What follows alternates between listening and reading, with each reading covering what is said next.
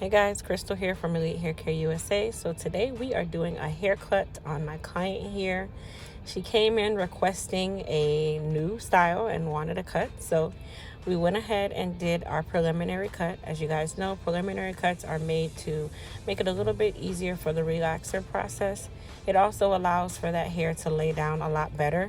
What I found is when you don't do preliminary cuts and you just go ahead and relax everything, I kind of feel like it makes the hair still wave a little bit more than you'd like for a shortcut that you really want to lay very, very well. But that's just my opinion. Of course, everybody is entitled to do it whatever way they choose. Now, if you notice, I did section off the nape of her neck on purpose. If indeed when you're doing a haircut and it seems like it's a lot of hair to work with, it is always best to take sections, even as a pro, even as a master, or if you're a novice. There is no right or wrong to this. It is more like do what makes it easier for you and allows you to still achieve that look. So I tell people that just because I do it a certain way, that doesn't mean that it's right or it's wrong. And of course, you're going to do it the way that works best for you. Now, I am going through and doing the majority of her cut while she's wet. And then I actually am not going to show the remaining cut after, because I actually did majority of the cut here. And then I wanted to show you guys something.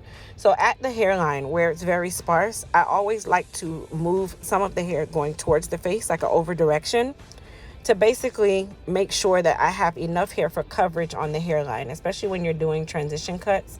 You don't want to automatically just assume that there's enough hair at the hairline unless you know that client's head. So because she was a new client, I did still part out some of the hair at the hairline just to confirm that I was able to cover that area. As you guys can see, it is a little sparse.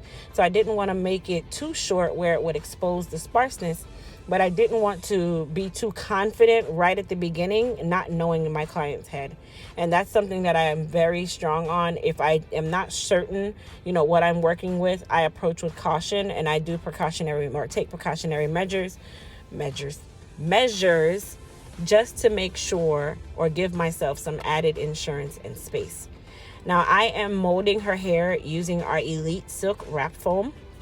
The Elite Silk Wrap Foam leaves the hair nice and shiny with a very nice and light hold without making the hair seem hard or heavy. It can be used on natural or relaxed hair. There is no right or wrong head for our foam. It is an amazing foam. I use it for my silk outs. I use it to mold my clients' hedges. I use it on my wigs. I use it for twist outs, rod sets, everything, guys. So the Elite Silk Wrap Foam is available by going to EliteHairCareUSA.com and using code YouTube to save an additional 15% off of your purchase. The link is down in the description box. Now, if you notice, I am taking my time when I am doing my mold. I do this on purpose because your mold is literally the foundation to this entire style. If your mold is not right, you are going to work so much harder when it's time for the actual curling portion of the actual service. So I am big on making sure your mold is perfect. And if it's not perfect, then perfect it. Okay, and then I used a large wrap strip just to hold her hair in place. I allowed it to dry, and then I curled her up, so you guys will be able to see the finished look in just a moment.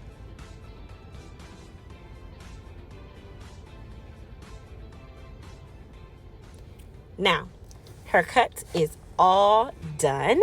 It came out absolutely amazing. We did also do a root retouch color on her at the root level. We used a semi-permanent color. It went very, very well. It added a little bit more luster to the hair. She absolutely loved it. Comment, tell me what you think. Thanks.